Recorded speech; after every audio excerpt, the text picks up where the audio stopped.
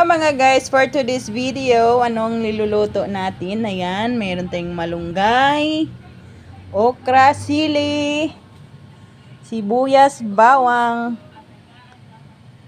at talbos ng kamote.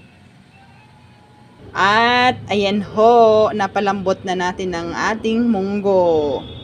Ngayon mga guys, magluluto na tayo. Igigisa natin ang ating munggo.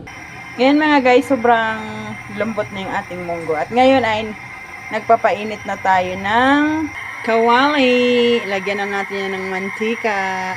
Ang lakas ng apoy ko. Ayan, ginisa ko na pala yung aking sibuyas at bawang. Isinama ko na yung aking sili.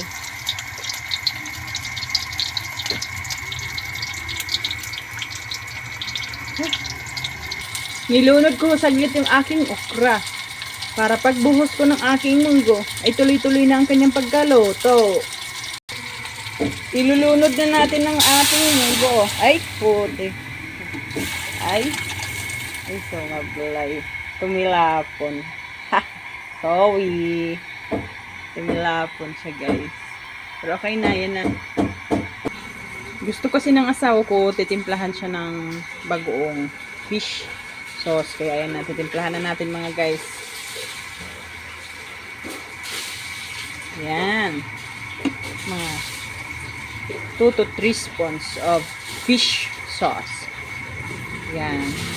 Tapos pagka ano guys, ilulunod ko na pala yung talbos ng kamote tsaka yung malunggay.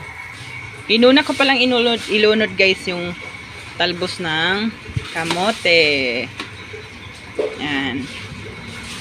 Tapos isunod naman natin yung talbos ng malunggay, ang pinakamasustansyang gulay sa buong mundo. Ayan na mga guys, nailunod ko na. At paghalo-haloy na natin. At ayan na mga guys, nakalikha na tayo ng masarap at masustansyang ulam. Kain na po tayo. Ayan.